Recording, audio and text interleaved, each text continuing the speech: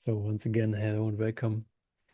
And I see life, this moment, our meeting, our day, more and more as an adventure because it is an internal change or an internal discovery, uncovering, and it's remembering to live it, what we discover.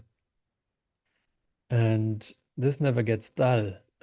It's um, when Jesus finishes the textbook with choose once again, uh, he means it.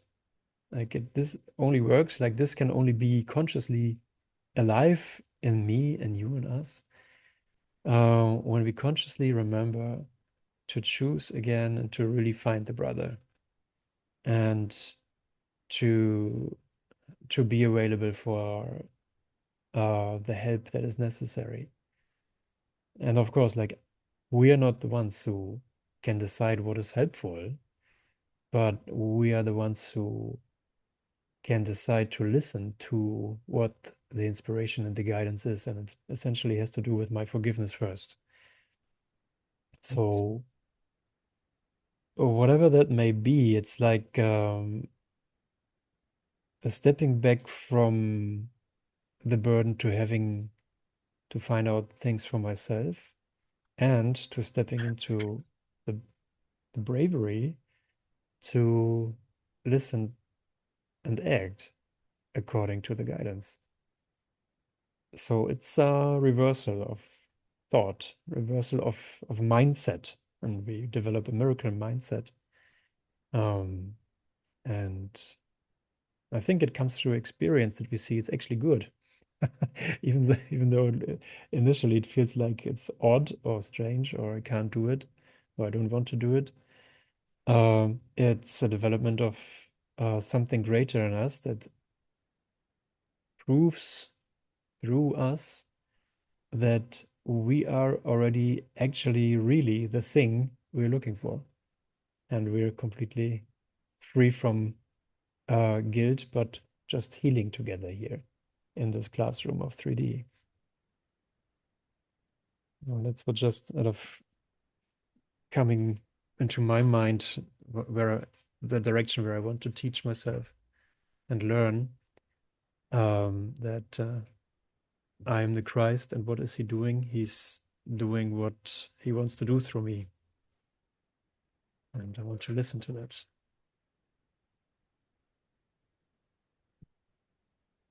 Yeah, sure. What are your No, yeah, starting points at this moment? I was thinking about my last week, the whole past week. Um, uh, there's something else happening in my life. You were mentioning about, making decisions on one's own or choosing the guidance, but um, I have this huge temptation, that has been going on for a while now, but it is tapering off. It is kind of thinning. Uh, it is also wearing me out because there's this tug of war of me wanting to choose what to do in this life. So I think partly you're aware of this. Some other things I've shared with you. The kind of the special gifts and talents that we have brought into our lives, and my temptation is towards being creative in a literal sense, creating things, creating films, videos, documentaries. And so this fascination has been going on for a long time. I mean, I'm professionally a journalist, and I was so it was part of my training. And so that impulse to be physical and to be a contributor, I thought it was all naive. It was all innocent. Once I believe that, obviously, I mean, that's my talent. So I have to serve. Maybe this, so I decided, okay, this is the way I am to serve. Um, I did not consult my inner spirit, my inner being. I was simply going ahead and faced a lot of hurdles and barriers. And, I tripped and fell down a lot of, in many ways, inexplicable. You can't explain the things, why they happened, why my projects were collapsing and all that. Even after 10, 12 years of that experimental failures happening on one side, this temptation to still persist and keep on trying is so strong. And like I said, it's tapering off, it's thinning, but still. So when you mentioned about making our own decisions, I was thinking about last couple of weeks and all that was happening in my life, where I fell again. And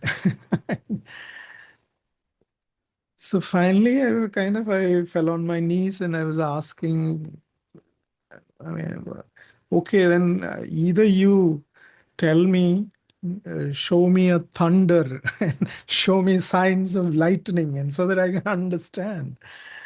What do you want me to do? I mean, we have many, many illustrated, illustrative cases from famous and known even ACIM teachers and other spiritual mentors on what happened. How clearly the voice Mm-hmm. told them things. And I'm remembering that author, I forgot her name. She wrote, "Peace of God is my only goal." I forgot her name. Mm-hmm. She was sent to another part of the United States, and her husband was sent to India. And some of you must be knowing that story. So often in my life, I thought this thunder would come someday and tell me, "Josh, stop doing this and pick up this and go there." But nothing of that sort happened. And Mm-hmm. so, coming or connecting with our theme of the month, who is Christ? Obviously, I had forgotten that I am Christ. And I was still externalizing. I didn't know that. Still externalizing this source. And, somebody has to, from outside, uh, tell me. So my confession is that it's still, I'm not completely out of that. Uh, Even when you know that it's utter, it's your ignorance that is speaking, or um, taking you to wrong mind again and again and again. I often fail to question my choices, and uh, am I able to step down as a decision maker or resign as a decision maker? I find that's not the case. This part of me is still alive and kicking, and so. But what I could see last week was that this gap is increasing. That I can feel it. The gap between me or my best interests and the one who is seemingly guiding me. Not the guide, but the other one, the other voice. Because I can see that this is not taking me anywhere. This has not taken me anywhere in a decade. And so maybe that's also part of this process of understanding uh, or stepping away from the wrong mind. And at some point, I think you get to see that that is not you. Uh, you understand what I'm saying? I'm trying to say that it's it's that uh, you know. See, we all have serene days and moments where, just like that, we are in the right mind. We all know that. But there are also times when this distancing becomes a process, and then you can distance from the wrong mind and see that you're not the ego. And that was very funny because I was talking to over phone with somebody, and then I was explaining this. And while explaining, I could see that this what we call as ego, or the separated sense of mind, is actually not me. So those are kind of epiphanies that you really love because you are reminded that you're on the right path. This is the right direction you're on. Because immediately that sense of peace dawns upon you, and you start smiling, and you wonder like a child, so then what was I doing listening to this ignorance? you know Anyway, I thought I'd bring some drama to this Yeah, start of the day. but then we can highly identify with all of that. I'm sure, like that's our story in different colors and shapes. Yeah, yeah, thank you. Yeah, really, because that's really where we find ourselves, and from that perspective, um, well, how does Jesus say there's phases of disorientation and um, like even feeling completely lost, and nothing seems to work in that sense. Like sometimes people report that they've been cleaning the windows for decades, and all of a sudden they wake up and don't know how to do it anymore. And wonder how they could ever do it. Like how is that even like from the motivational point possible to clean the windows? What for? Do I have to do it? Do I have to comply and squeeze myself into the thought system that the windows need to be clean and get myself to do it? And these are great moments that, of course, uncomfortable at first, but um, Jesus says we don't have to learn through pain, but mostly we do. Like mostly that's the stage we're in. And we say, okay, like I can feel the discomfort more clearly than before. And um, it becomes more uncomfortable not listening to the voice. And there's this one passage where Jesus says, you ascribed the discomfort to something else before. Like in my case, I think I would like to get further ahead with my expansion of the teaching in the world. And I have a project that I've got like for months in my mind's eye that I want to start doing, or that I want to sort of start get going. And I think my discomfort comes from not doing it. But the discomfort comes from not listening to the voice. I'm listening to my own plan, and my own ideas how I could run my life. Hmm. And so all the discomfort always came from that, and does come from that decision as you described and laid out. Like I believe I have to figure this out for myself and get it going by myself. And that seems to be such a collective given. That's just how life is. It's a struggle, right? You keep pushing uphill. And of course, we love these stories, and that's a sales technique in a way, and a storytelling technique. Before it was bad, then it got worse, and then I heard the voice, and from then on, everything's fine. I became an author. And now my life is shining brightly in the peace of God. But it's an ongoing It's an undoing. ongoing thing. Yeah. It's an ongoing thing. That's It's not. exactly my point. Yeah. After so many years, this thing keeps popping up. And the second part of that story is that shortly, is that the kind of peace I felt after I left, I kind of, put down the arms, the weapon, the tools. It was immense. The peace I felt at home, the peace people around me felt. But we have experiences many times. So this cycle goes on. I mean, he says that you have this repetitive compulsion.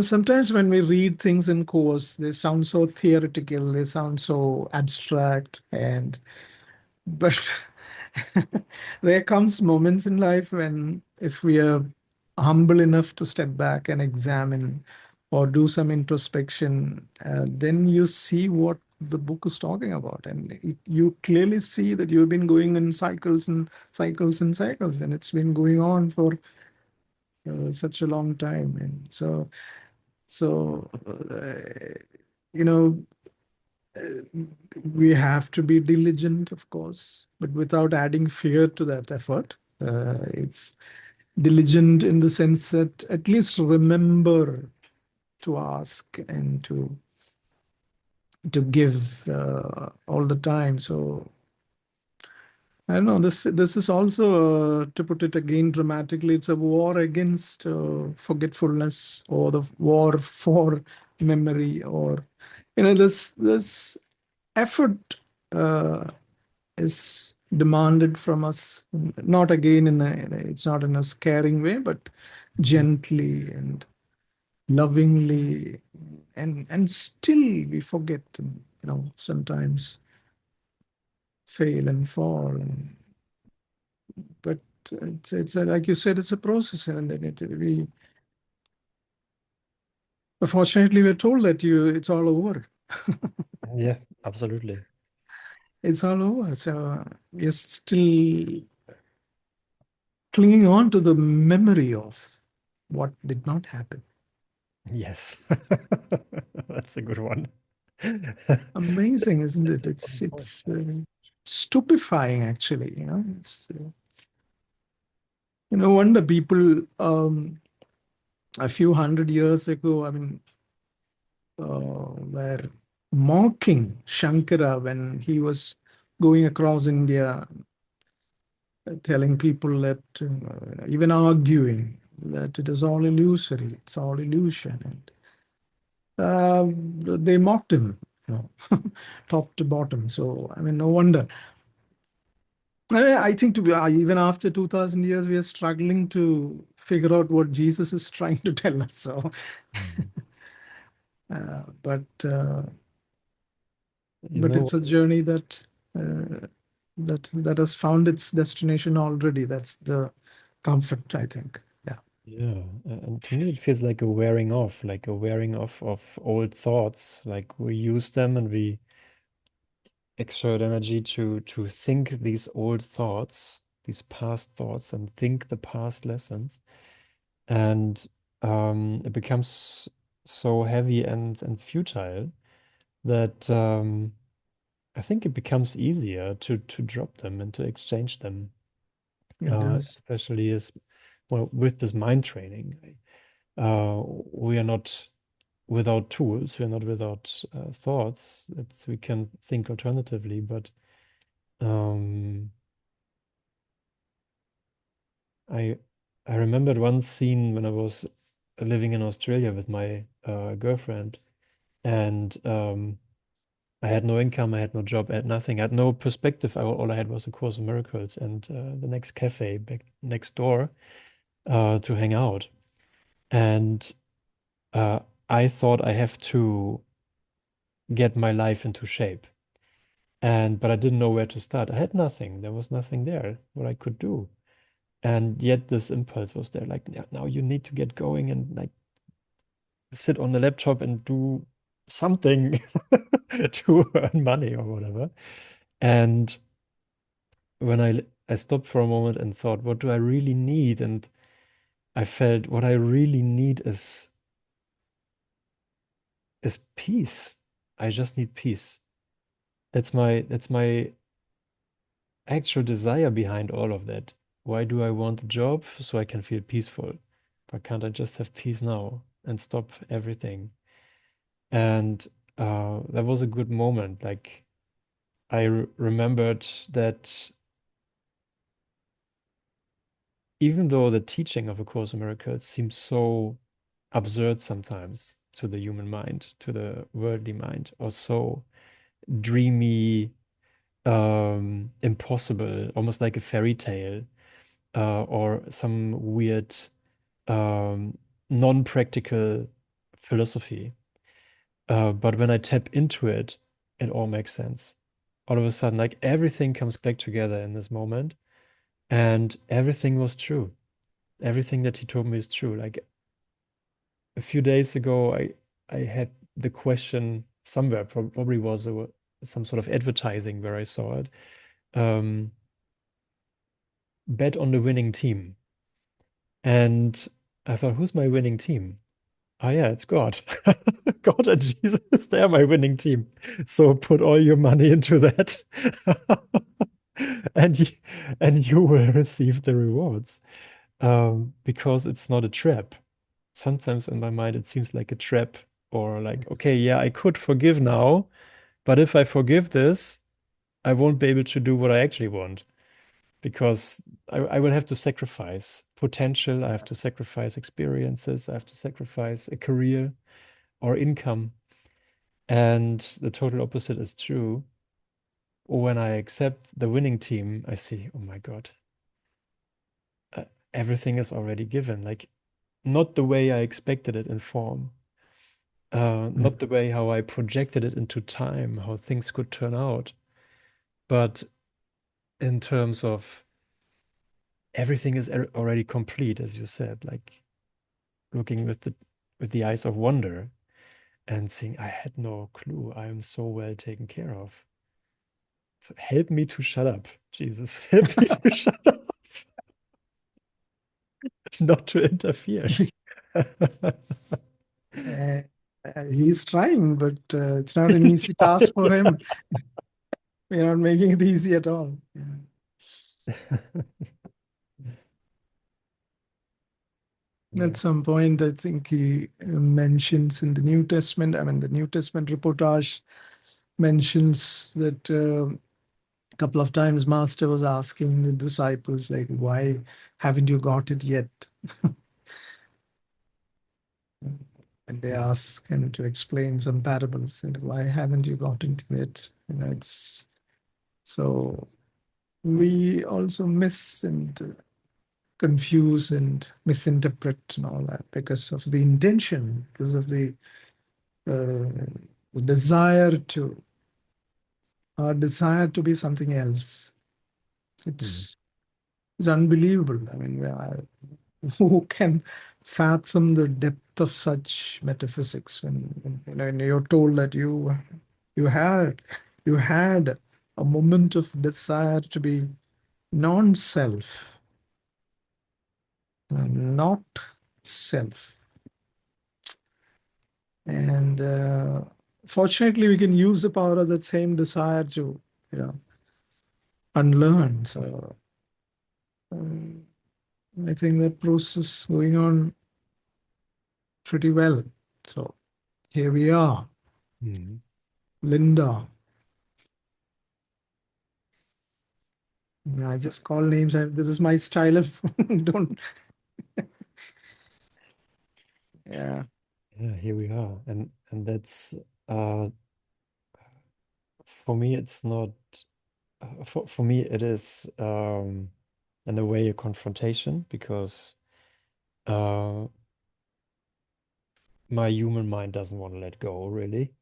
Like I like to think about letting go, but when I'm presented with the choice. reminder, yeah, with the joining, the joining is offered here, which means I was wrong about everything I thought, and about everything I perceived to be me and perceived to be you, um, the ego speaks first. So I see like, no, come on, uh, let's let's just have a good time. But to allow for that transformation, that's the real call. That's how I feel it um, in this invitation of this moment. And to thank myself for listening to that. It's actually true. Um, he really means it. Like, let go of the world for a moment, just for a moment, and allow a new light perceptual. Allow the light to work within you. Allow yourself not to interfere. Um, Mm. don't arrange this moment. And that's actually my function and my joy, um, and not a burden, not a sacrifice, not a drag.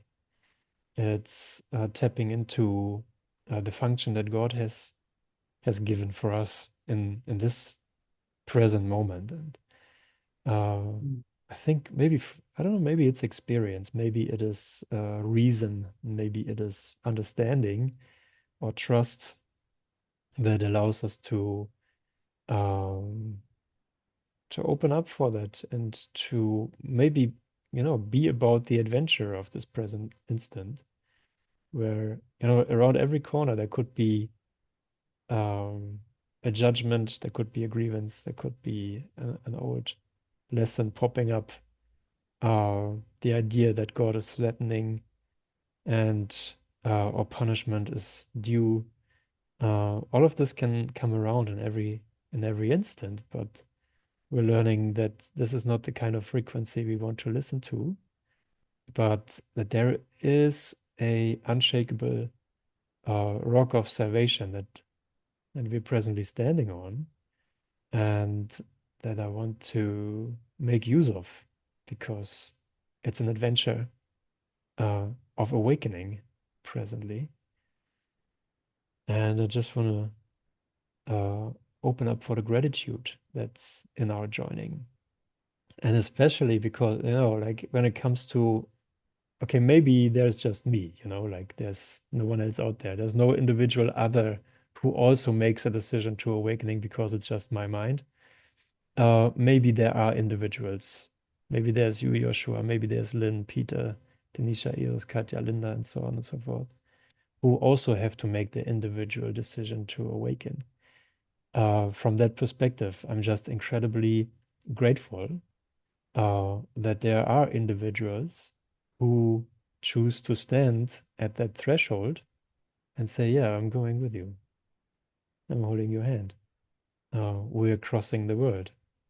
Okay, let's do this. Thank you. Thank you for this whatever quality you bring that allows you to say yes and have a little willingness.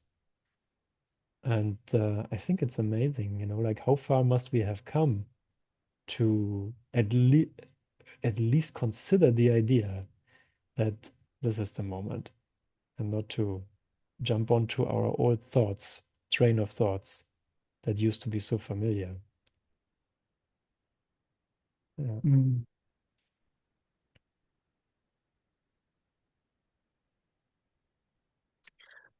Yeah, the Andreas, we had a purpose behind this miscreating this world. Today, I was reading from chapter 27. I was listening to the audio tape and I came across these lines, and um, it said, the only motivation for this world is wish for death. Mm. Mm. So I think many of us, or in fact, all of us came to course, all of us were motivated by just one. In fact, towards even Vedanta, Advaita, any esoteric path, we all come motivated, inspired by one reason, which is suffering.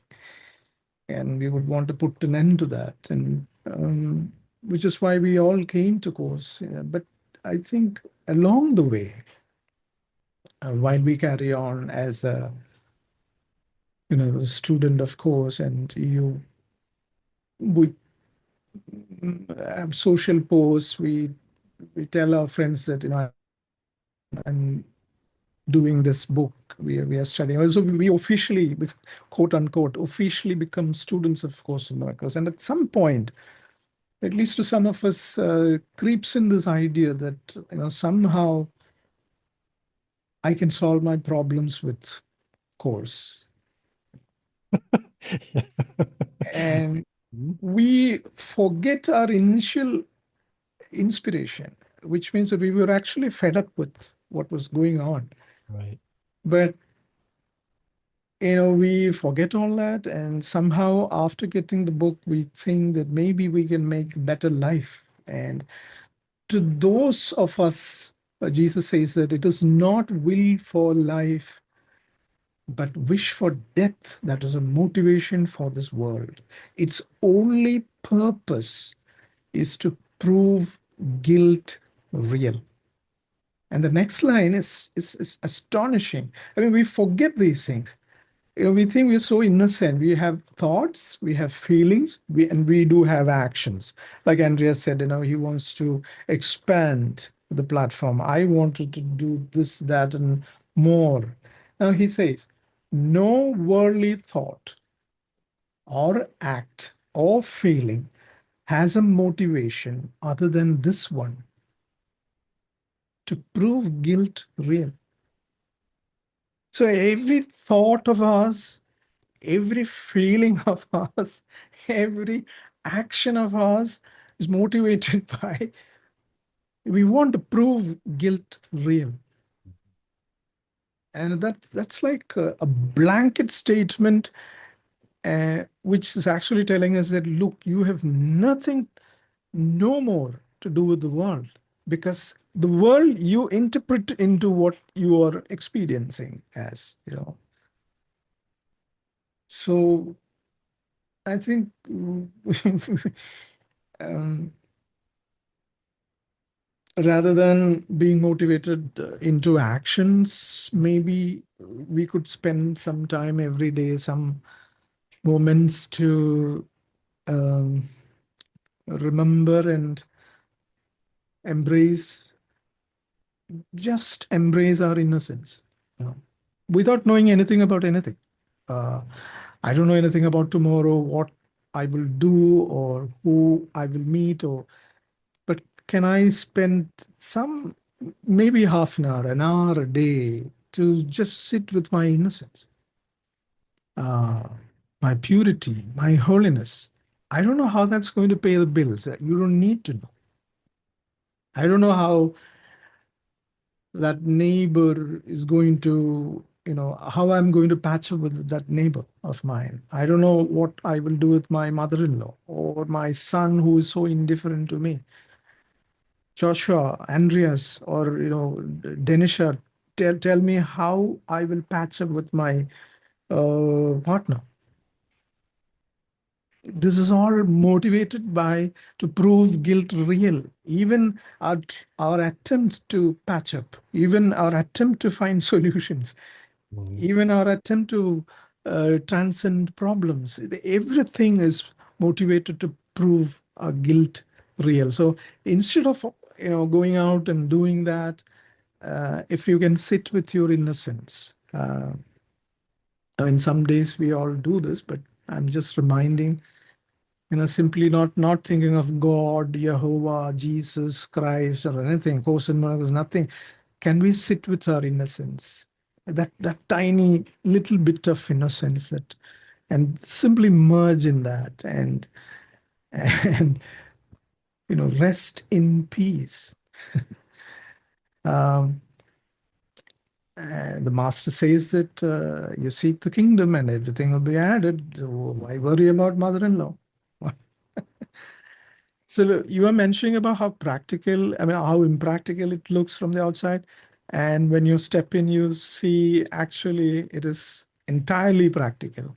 And even Course literally says that this course is practical, uh, because it is dealing with the cause and not the effects. So uh, I think that is those are the moments when we discover who is Christ, who is the Christ. Christ is the innocence, right? What do you think, Andres? Yes. The cycle you described, like having all those construction sites in my life, my son, his school, the money, even doing the course, all those activities, paying the bills, um, my personal interests, like they don't fit together. Like there's no way how I can make all of this work. Like it's impossible. It's too much. It's a burden, and one thing doesn't meet the other. And Mm. mm, in this internal change, like spending time with my innocence and spending time with acknowledging what is going on in my mind, um, that I can change that. I can replace my thoughts and my old mindset for the mindset with Jesus or truth. Um,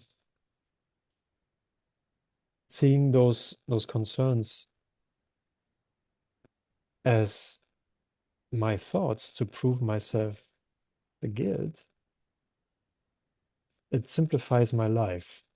Like it's really like seeing, I've not been looking at my life, I've been looking at a blanket. And forgiveness helps me to pull the blanket away and to remember what this is all about. It's the most surprising thing. The essential part, the essential ideas, the essential truth is it's the first thing we forget. We have an experience and we think, oh my God, that's it. It's true. And then the old grab the old program again. Yeah. And going through that layer and coming back to, all right, uh, actually I'm sustained by the love. It's really true. I'm sustained by the love of God. He has already solved my problem for me. And indeed, my only function is forgiveness. Holy moly. It's really true. Again, it's proven itself to be the only thing to be found here is the peace of God. Like every time I find it, I'm like, Andreas, remember it. Andreas, remember it. There will be temptations. When you go into that, you will come back to the same point. We'll meet again here. I tell myself, don't spend too Yeah, much you have to do the stick notes on the wall to the bathroom time. and It's everywhere. really true. It's really true. Note to myself. You can only find the peace of God here. And I don't know, like to me, someone explained it to me like it's, I think we have to pick ourselves up. Like why we have these moments of clarity, as you said, and I'm going back into the timelines and into my ambitions. And to me, it feels like I have to pick up my own ideas. Like I have to go there to see, it looks like a different scenario. It looks like a promising future. When I embark on that promising future, I come back to the same point. There was nothing to find. Thank you for the experience, but I didn't find anything. I Mm. wrote a book. I became a dad. I married. I divorced. I changed location. I got a new job. I got fired. I come back to the same place within me. There's only God's peace to find. And all of these adventures, all of these dreams, they seem to be necessary for me, maybe to, you know, we can always pride ourselves and say, yeah, I met this and that person, and then I talked about A Course in Miracles, and she bought the book too. So I was helpful. But I don't think this is like the primary goal of all of adventures, that someone is also doing the course. I think it's mostly really for my change of mind and Mm. finding God's peace where I didn't expect it before. So it's simplifying my life when I remember, when I spend time with him. Uh, and I do feel he's giving me practical instructions. um, that are simple and easy to do. And without my change of mind, I don't hear it or I add things to it. And um, yeah, joining with you, it makes all the difference. Makes all the Mm. difference. It's a good fire. Um, this coming back to square one thing that you mentioned, one of my favorite stories from Ramana Ashram, I used to narrate in the class often. I mean, this is like one of our favorite stories. There was a man who used to send letters to Ramana Ashram while Ramana was alive. And he would write that, Bhagavan, I don't have a job, so please pray for me. And so every time the ashram would acknowledge the letters. And so later he wrote that, I got a job, thank you. Now mom says I need a wife, so please, Can you I pray for need to me? get married.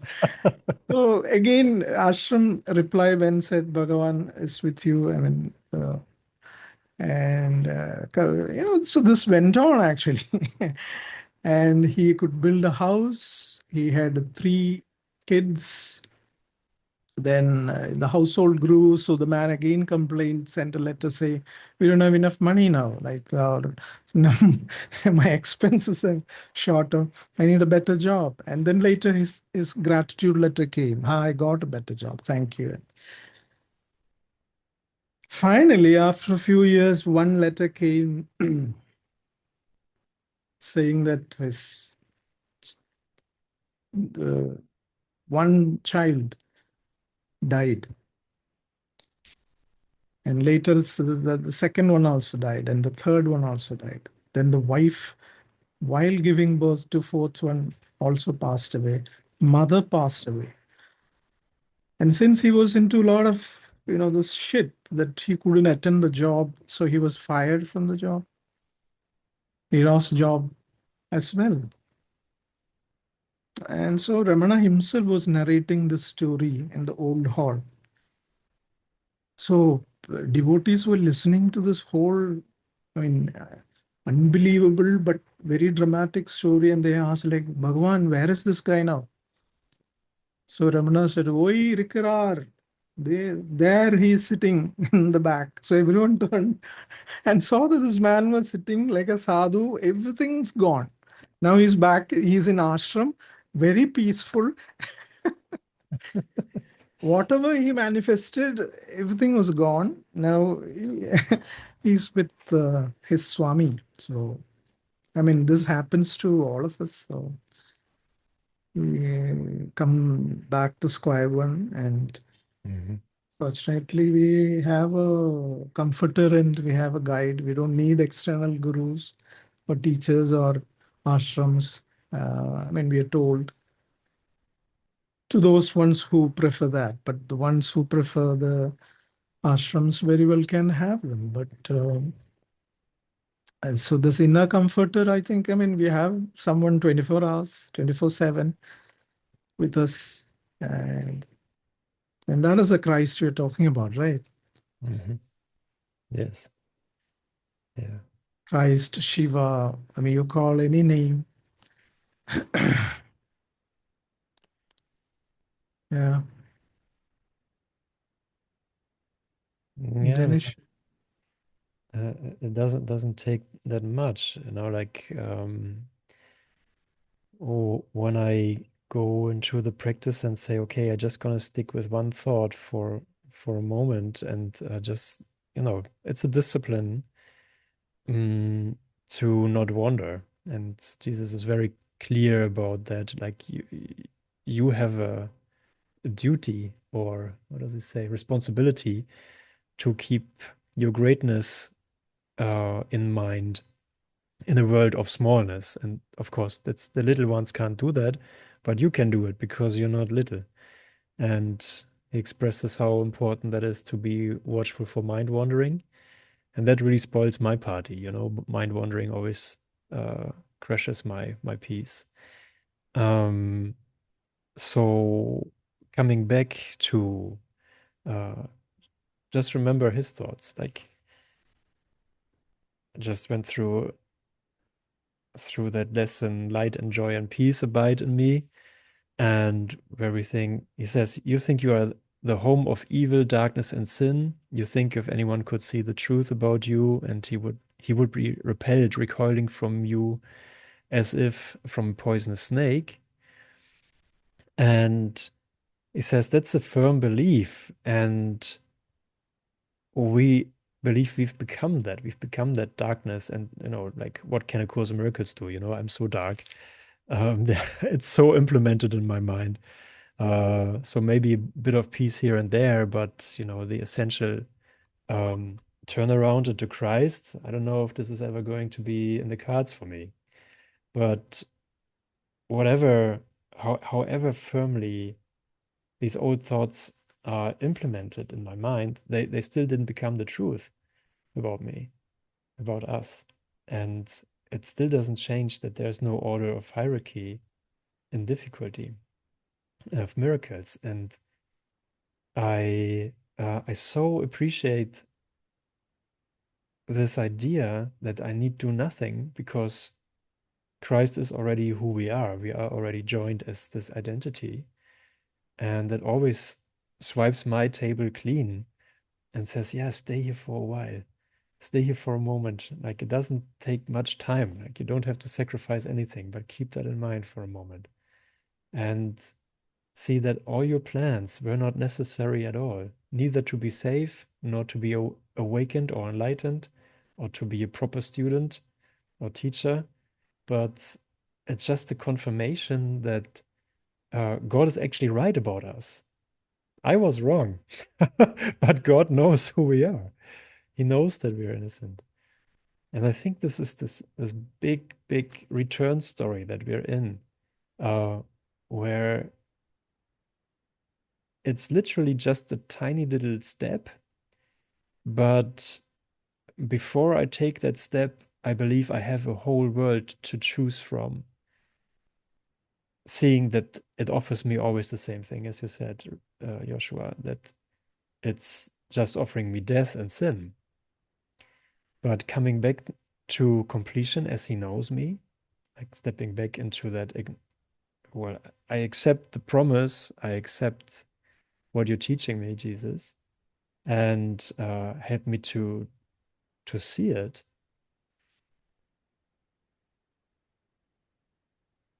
Yeah, I don't know.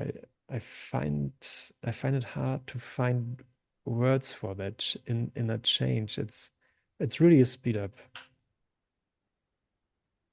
It's really a speed up into something that I didn't expect. But here we are. Yet here we are, living it. And it looks from the outside, I would say it looks very ordinary, a few guys in a Zoom room, but internally it's a complete adventure. Oh, And yes. um, I say yes. Yeah. I don't think any of us had uh, imagined, uh, you know, that this stage of ripening of life being entrusted into the hands of light. I didn't. I had absolutely no clue that I would be able to live, or there's even a way of living this way. Right. You didn't know that there was another way at all. So we were all striving the way the world taught us, or maybe we taught the world to teach us. And then this happens, and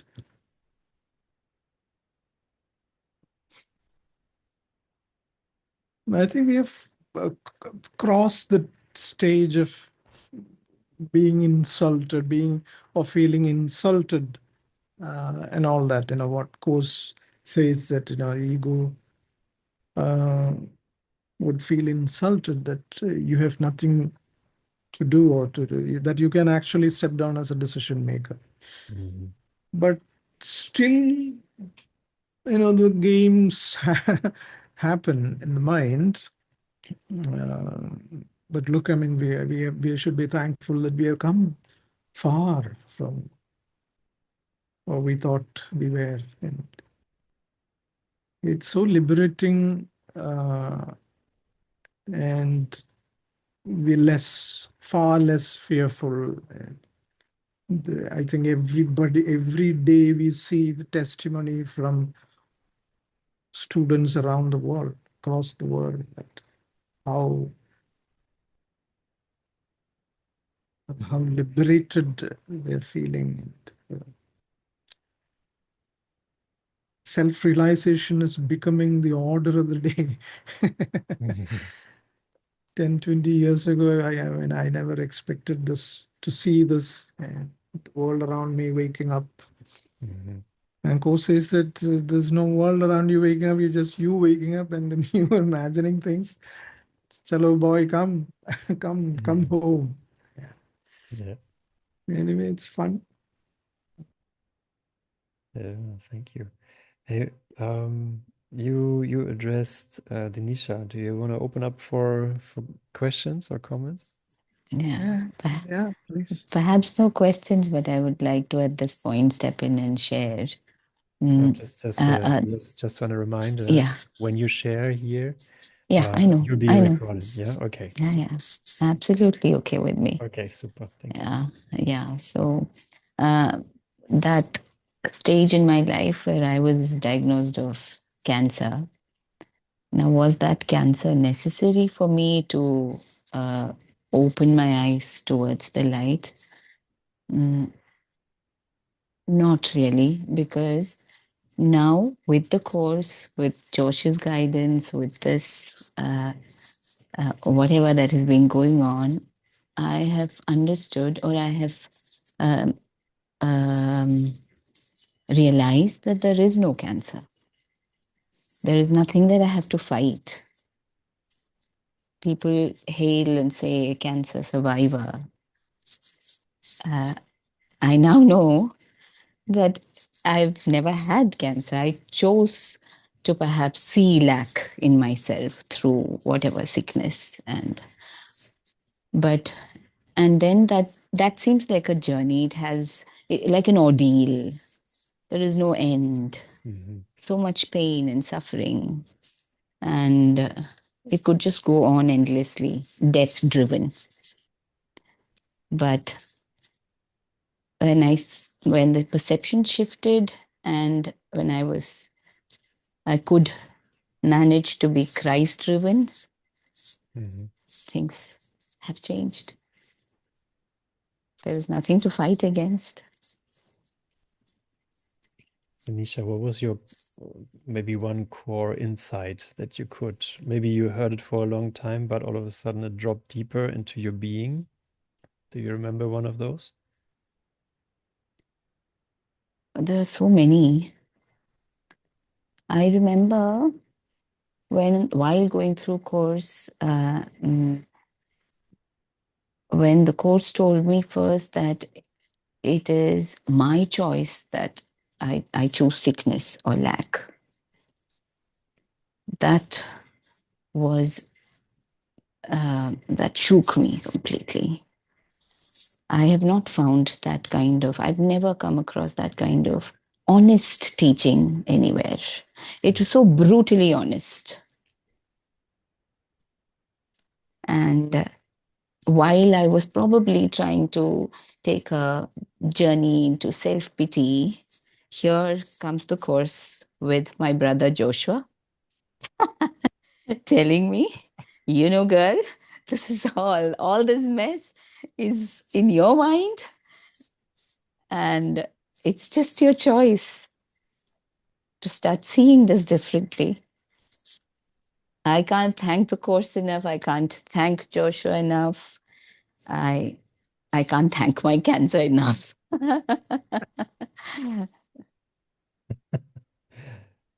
Yeah.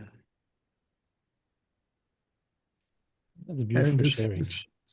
yeah, she is one hell of a student. let's say, one heaven of a student. One heaven of a student. Um, I mean, this is going on, happening in many lives, and it's most often, I think, for those who attempt to teach, like step into the role of a teacher and have students in front of her or him, they know that how far they learn from those brothers sitting in front of them, how far this is so humbling. And actually, this is the best tutoring one could have. That's why Kosei said, you teach to learn, and whatever is happening in their lives reflect back and becomes your conviction, and you see the truth of the spirit and how spirit works. And so it's all the way humbling and so rewarding. No, thank you. I appreciate your sharing. You can really feel that you're doing the steps, and it's not like a concept that you're living by. And that's a beautiful demonstration. Yes. Yeah. What I I would like to ask you guys, like, the steps that you've made, or the things that made you stepping into Christ, and maybe not permanently. We're students, and we're still learning, and that's good. That's not bad. Maybe you want to share, like, what was one major step that you took where you felt, I could for a moment leave my arrogance aside and self-pity.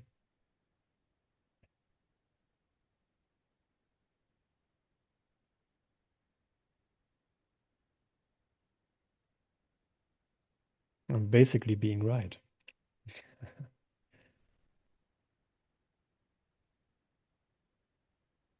Andreas, you're asking All out in of the us. open. Yeah. Yeah, there's an open question for all of us. Kirsty. Yeah, I had an experience about 10 years ago. I've been studying the course I've been studying it for nearly 20 now, so I've been studying it for a while. And um, I had a load of problems in my life.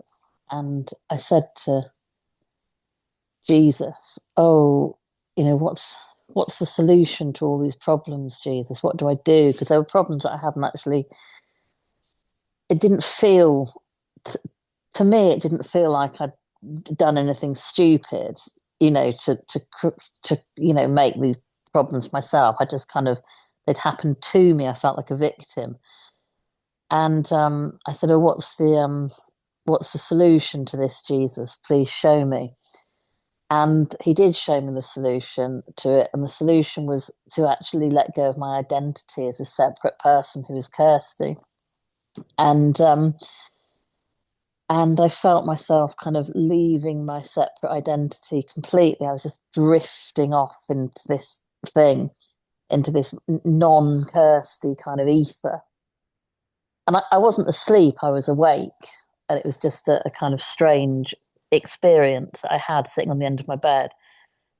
And um, the ego in me, the separate Kirsty identity in me just wasn't having it at all. It was like, no, no, no, no, don't.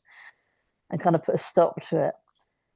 And then I kind of said, "Oh, next time that happens, Jesus, just kick me up the arse, because I could have been, that could have been job done then. I could, if you'd have just given me a good kick and made me go, then I could have, it could be over and done with by now. I could be home." And then I had an experience. It was a dream, I think this was. or it may have been another kind of experience in meditation, but I think it was actually a dream where I was wandering around a shopping centre. This was like the following day. It was in answer to that request I made to Jesus. I was wandering around the shopping centre in my local town, walking up to people shopping in a state of kind of psychosis and jabbing them in the face with my finger and saying, "You're not real, you don't exist." And I think the point that Jesus was trying to make to me was, I can't kick you up the backside here at all. You've got to be ready. You've got to make that choice yourself. Otherwise, you're going to slip into psychosis, which would not be the right thing for you. And that was 10 years ago now. And I think that the last 10 years of my life, I've not had another experience like that. But I think, I've had a lot of forgiveness work to be doing in the last 10 years, more and more and more since then. And sometimes I'm applying the forgiveness and sometimes I'm not. Probably more often I'm not. But I think it's all bringing me to that point where I'm actually, rather than Jesus giving me a good kick, I'm actually willing to say, yes, I will allow You do a lot the of identity release. of Kirsty to go. Yeah. Yeah. Yeah, it's our function. Like it's our function in 3D to forgive, so that really won't change, I suppose. And if it's a step, it's that step that you talk about between I forgive and I see it's my happiness and my joy. Because if I don't apply it, it feels like a burden. There's so much to forgive. Oh my God. Um, but if I come into the action of it, I feel the benefits, I feel the fruits, I feel the release from my own mind. And it always comes with I may be right, but that doesn't help me here. It doesn't bring me into happiness. And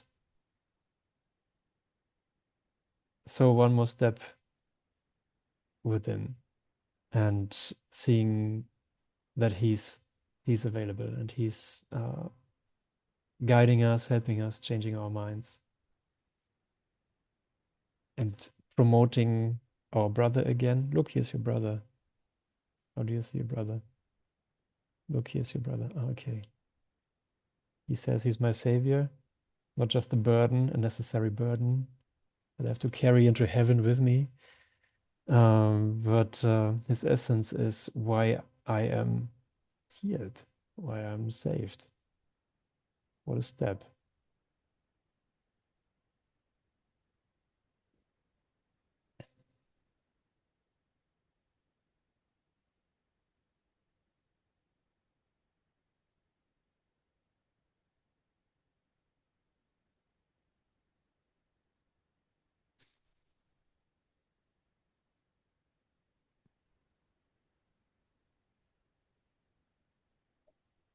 Thank you for sharing, Lynn. You raised your hand.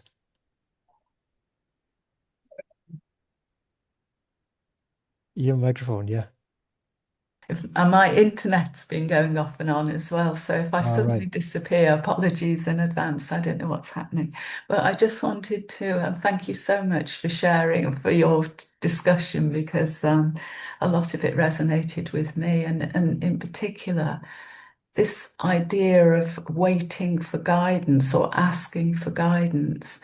And there's always this sort of feeling that I'm waiting for the specifics, I want to know exactly, what I should be doing next.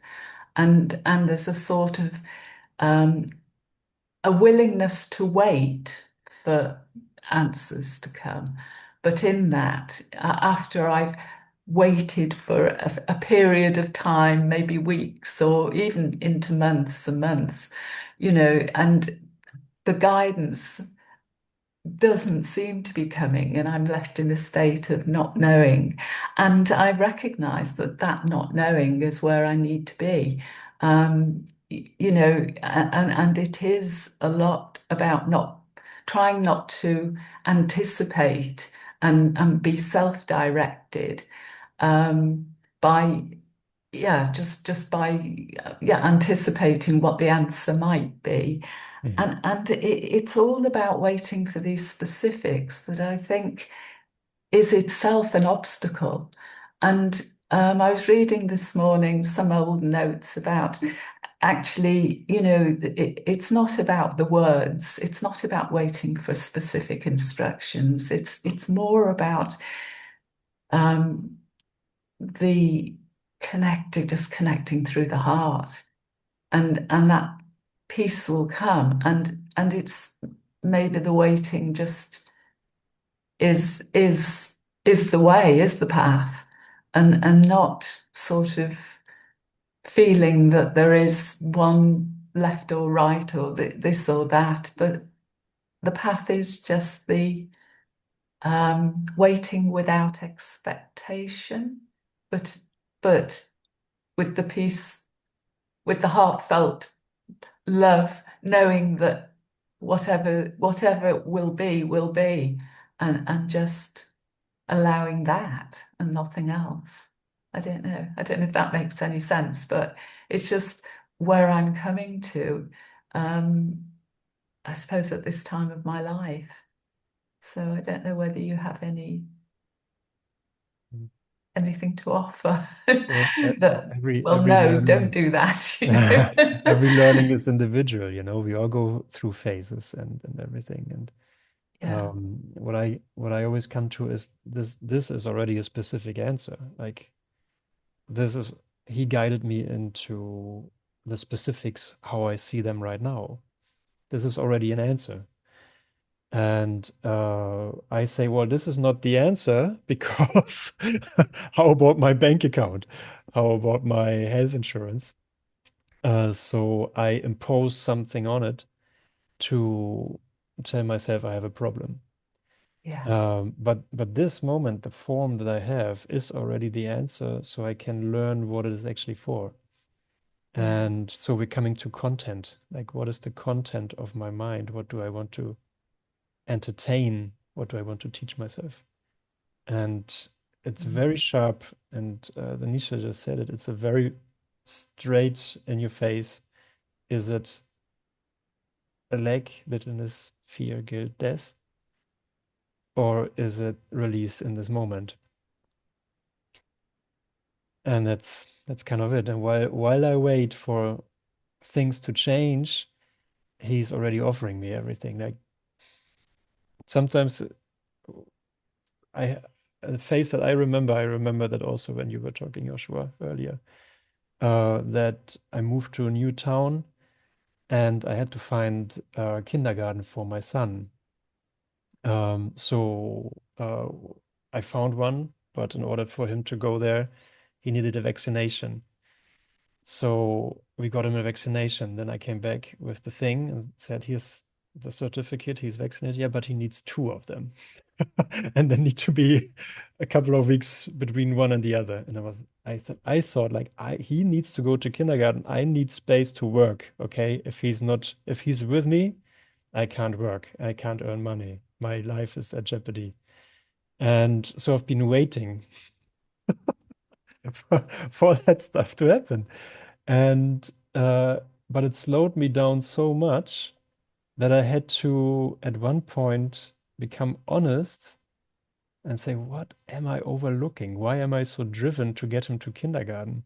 Why am I so driven to work?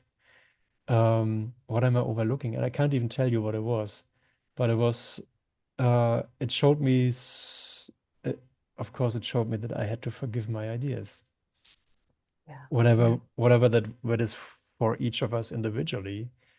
Um, I just saw that wasn't a forgiving mind, and that was putting conditions on life.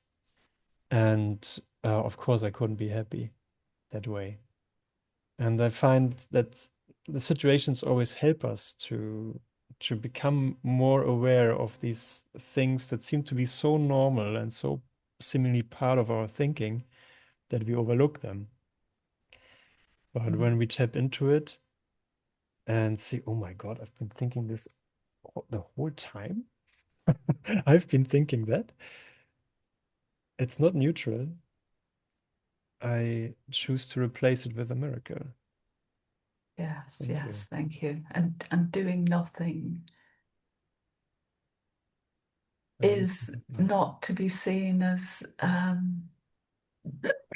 doing nothing is the way as well, isn't it? You know, that not to be preconceived ideas about right. what the way should be. Yeah. Yes. Um, yeah, thank you. Also, there is this aspect which we may often overlook, that we always ask and ask the master, ask within. We do that. We ask the guide, and we discuss about not getting answered and all that. So there is something we are taking for granted here. We're not examining how ready we are, how willing we are, what sort of, how many layers of fears am I still maintaining, so that the answer cannot cut through all that. So like if you remember the art text, I mean the Helen's notes, the while the book was being given, the incident about the fur coat. Helen wanted a coat, and what happened. And the voice says that I knew what coat you would choose. So you could have asked me. See, so what would Lynn choose? The guide already knows. And if we are not getting answers to the specific questions, that can only mean that, I mean, answer always comes. That's what we've been taught. But if we are not receiving it, there's only one possible answer, I mean, explanation to that I'm resisting it. I'm resisting it on multiple levels. So many levels that I don't know. And even the answer will never know how to get into you, to reach you. Because we're so frightened, Lynn. We are so petrified. Though, each of us, we cannot figure out from our faces, but we are, from head to toe, we are fear. We just so guilty within that. I think we have barely started to scratch the surface. Yeah. We all say that we have done course for 20 years, 30 years, 40 years, 70 years, and all. It's all. So, Yes. I mean, Yes, yeah. and I do recognize that To, as well. to just sum it off, I'd say that our fears are preventing the answer from reaching us. That's Yes. all. Yeah. Yes, So, I recognize that. hence the importance and significance in the functional use of keeping quiet. If you can just be quiet for a week, 2 week, 3 weeks, 4 weeks, I think that level of, the radiation we are from us going on, the radiation of fear, maybe would subside, and at some point light can come in and guide us to where it knows that you would be able to understand the answer as well as act upon it. So that's why the answers are looking different. We are expecting a form of answer, but we are so fearful around it, so that answer cannot come in that particular form. So it takes another form. And we say that, okay, the answer was different. We are not realizing that we are blocking and resisting, what light is trying to gift us. Anyway, this applies to all of us, obviously. Yeah. Thank you. Thank you.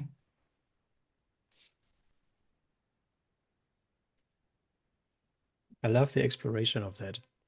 And I think we've come across this point multiple times now. And Joshua, you have to go. I know that you've got your next class already lined up. Yeah. 5 minutes? 5 minutes, so good. That, we need to include ourselves into this again and again and again. I need to acknowledge that it is actually my mind that I'm dealing with. and the Holy Spirit and Jesus are helping me with that when I'm open for it. Again, it is a small step, but it's a major one, and the resistance against that is enormous. The resistance to take responsibility for what I see and feel and experience, what I see in others or in my life. There's a multitude of games I can play. They're all the same. They're all the same game. They look different. But when I make that step, I'm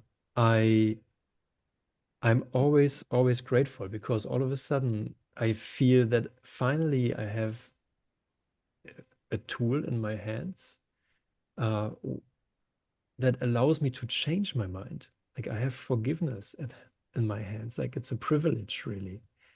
And it allows me to look at everything that seems to limit or bother me, and I can turn it towards him. And I'm totally with you, Joshua. Like, from head to toe, we're invested in fear. I'm invested in fear. And Jesus knows that. That's why we got A Course in Miracles. We got a tool that works, but I have to apply it. If I don't apply it, like, it's like holding the keys in my hands and I'm not using them. And I think that's really, I don't know, I just have an appreciation of our path here together as a human experiment of awakening. And to be in this game together, to be in this happy game together. It doesn't look always happy, but to join with you, and to see that I don't want to be better or worse than you, but I want to meet you as an equal. And all of a sudden I start to understand, and there's an opening for love to receive and to give. That's just beautiful. Like, the veil is becoming a little thinner in this moment. And Yeah. that's Oh, what the well Christ said. is. Beautifully said. Yeah. The veil is thinning. Mm. So thank you so much, Andreas. Thank you. I'll step out now. And thank Yes. you, Lynn, Can I Linda, just say everyone. something? Oh, yeah, sure. Yeah, please. Joshua, when I came on, your smile has I just love your smile. I Thank you. just wanted to tell you that I Thank you. thank you. Yeah, great. Yeah. You made my day, Linda. Thank you. I just wanted to tell you that. Yes, of course. Thank you. Yes. Thank you. You don't know Thank you. what Yeah. you don't know what it does. A smile. It touches everybody. So thank you. Wonderful. Thank you. Absolutely. Thank you, everyone. Thank you, Linda. everyone. Thank you, everyone. Beautiful day to all of us. God bless us all. Thank you. Thank you, everyone. Bye-bye. Bye-bye.